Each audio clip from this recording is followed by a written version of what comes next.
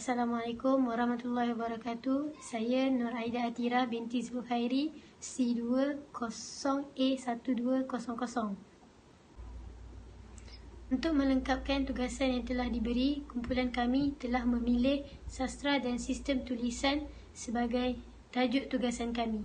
Jadi, ini adalah sedikit pengenalan bagaimana pengaruh Hindu-Buddha dan agama Islam dapat dikaitkan dengan sastra dan sistem tulisan masyarakat Melayu.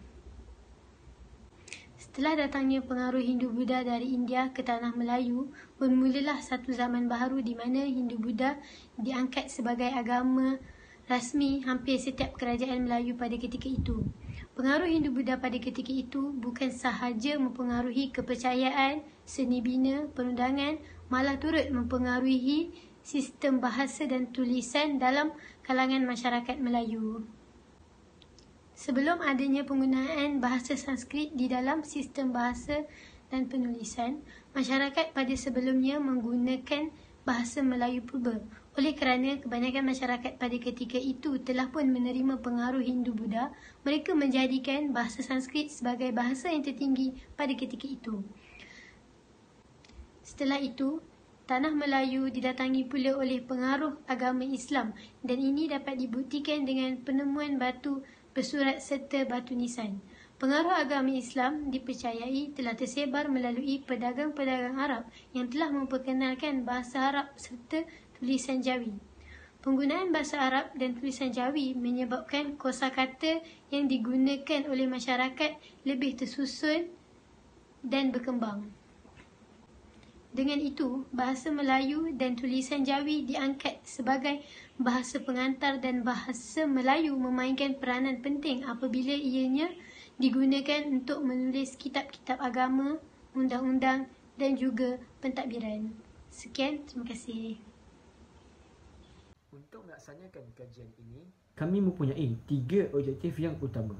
Objektif yang pertama adalah untuk mengkaji tentang pengaruh tamadun Hindu-Buddha terhadap sastra dan sistem tulisan masyarakat Melayu. Objektif yang kedua adalah untuk mengkaji tentang kesan kedatangan tamadun Hindu-Buddha terhadap sistem tulisan dan sistem pendidikan masyarakat Melayu moden. Dan objektif yang ketiga adalah untuk mengkaji tentang pengaruh tamadun Hindu-Buddha terhadap perkembangan sastra dan sistem tulisan masyarakat Melayu. Ini saya akan menerangkan tentang sorotan kajian. Dalam menjalankan kajian ini, pengkaji mendapati bahawa banyak penulisan yang berbentuk ilmiah bagi mengkaji sastra dan sistem tulisan. Walau bagaimanapun, terdapat beberapa buah buku yang dijadikan sebagai rujukan dan panduan mengenai sastra dan sistem tulisan.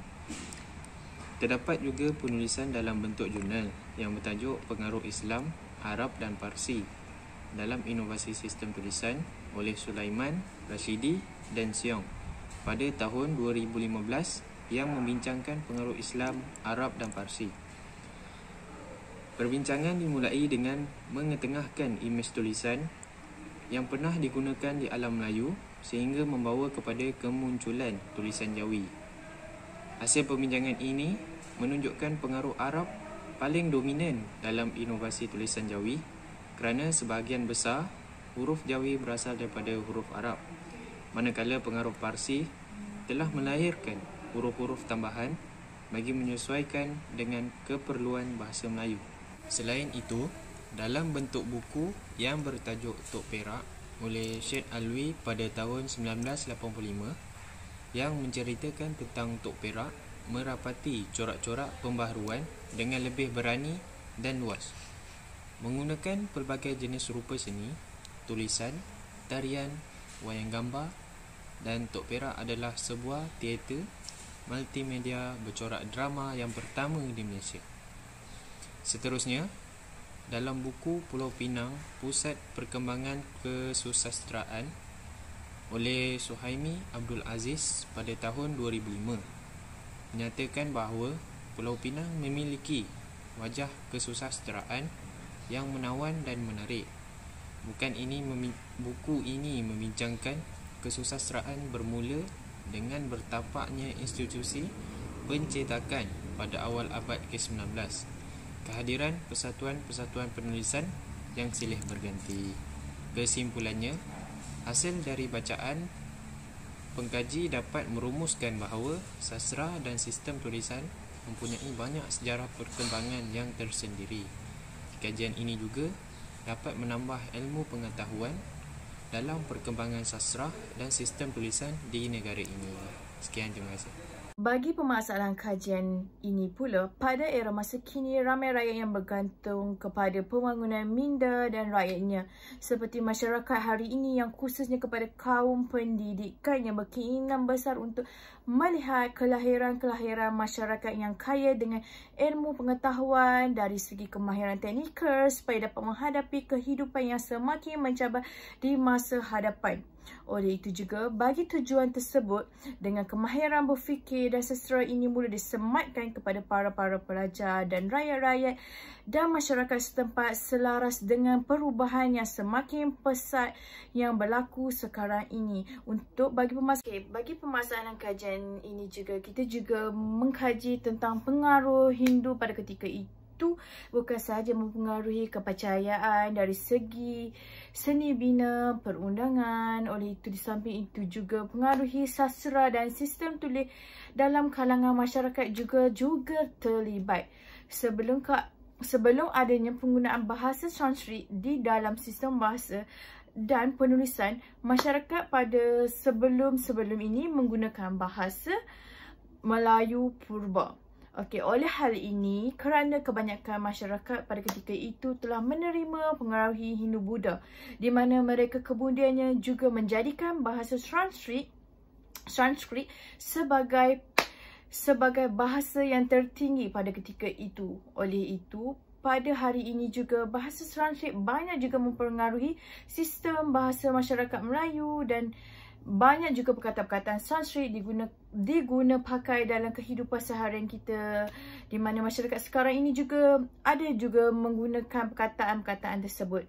Sebagai contoh yang saya dapat berikan ialah dosa, pahala, suka, duka, neraka dan puasa adalah antara perkataan Sanskrit yang telah dipinjam dan digunakan oleh orang Melayu pada masa kini. Dalam permasalahan kajian ini juga, Tanah Melayu telah menerima kedatangan pengaruh agama Islam dan ia telah dibuktikan dengan penemuan batu bersurat serta batu nisan. Pengaruh agama Islam dipercayai telah tersebar melalui pedagang-pedagang Arab yang telah memperkenalkan bahasa Arab dan tulisan Jawi. Hal ini telah memberikan satu impak yang sangat besar dalam sistem bahasa, tulisan dan perkembangan bahasa Melayu di Tanah Melayu.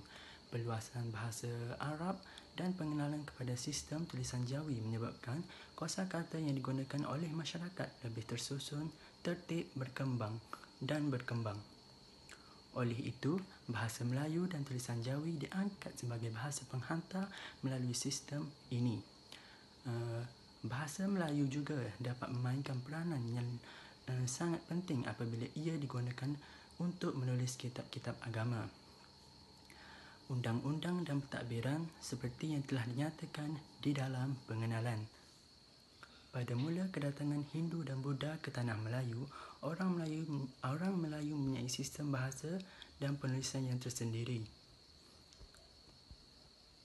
Bahasa Melayu terawal direkodkan berkemungkinan daripada keluarga bahasa Melayu terawal, berkemungkinan daripada bahasa Proto-Melayu Polinesian yang ditutur oleh kebanyakan masyarakat Austronesian di Timur Tenggara Asia sejak sekitar tahun 2000 Semasihi. Bahasa Melayu kuno ataupun yang dikenali sebagai Ancient Malay Language ini mengalami perubahan setelah kedatangan Hindu-Buddha yang kemudiannya berkembang menjadi bahasa Melayu tua pada kurun ke-7 sehingga kurun ke-14 Masihi. Terdapat beberapa sistem tulisan yang berbeza diguna pakai bagi menulis dalam bahasa Melayu tua. Walaupun kebanyakan penulisan bahasa Melayu tua ditulis menggunakan sistem penulisan berasaskan skrip Pallava, masyarakat Melayu di Nusantara juga telah membangunkan sistem penulisan yang tersendiri. Permasalahan kajian yang dibincangkan dalam bahagian di atas telah menjurus kepada sastra dan sistem tulisan yang diamalkan. supaya dapat mendedahkan sastera dan sistem tulisan kepada generasi muda hari ini. Berdasarkan kepada permasalahan kajian ini, kita dapat memberi fokus kepada beberapa aspek berdasarkan objektif-objektif seperti berikut. Objektif pertama ialah untuk mengkaji tentang pengaruh tamadun Hindu-Buddha terhadap sastera dan sistem tulisan masyarakat Melayu. Objektif kedua, untuk mengkaji tentang kesan kedatangan tamadun Hindu-Buddha terhadap sistem pendidikan dan sistem tulisan masyarakat Melayu moden. Objektif ketiga adalah untuk mengkaji pengaruh tamadun Hindu-Buddha terhadap perkembangan. Analisis kajian yang dibuat adalah berbentuk empirik. Analisis dibuat berdasarkan data dari bahagian sorotan kajian dan permasalahan kajian. Beberapa hasil karya telah diambil untuk dijadikan bahan rujukan. Antaranya ialah jurnal yang bertajuk Pengaruh Islam dibincangkan di bahagian sorotan kajian pada perenggan kedua untuk memberitahu bahawa pengaruh Islam yang dibawa oleh orang Arab ketika itu sangat kuat sehingga membuatkan orang Melayu menginovasikan tulisan Arab kepada tulisan Jawi. Selain itu, buku yang bertajuk Tok Perak hasil karya Syed Alwi pada tahun 1985 diceritakan di bahagian sorotan kajian perenggan ketiga, memberitahu bahawa perkembangan sastera dan sistem tulisan semakin meluas dan orang Melayu lebih terbuka menerima perubahan tersebut. Buku Tok Perak ini juga terdapat dalam bentuk poster dan ia juga dijadikan persembahan teater.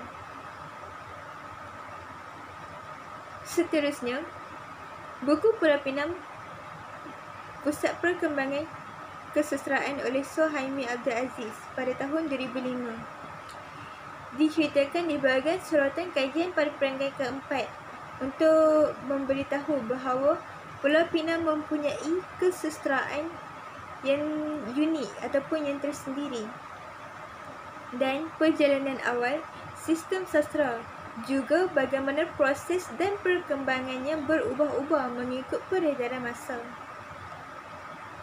Kemudian, pada bahagian permasalahan kajian perenggan kedua, kajian mengenai pengaruh Hindu terhadap sastera dan sistem Melayu ini menceritakan bahawa bagaimana bahasa Melayu berubah menjadi bahasa Sanskrit pada masa pengaruh Hindu-Buddha tersebut.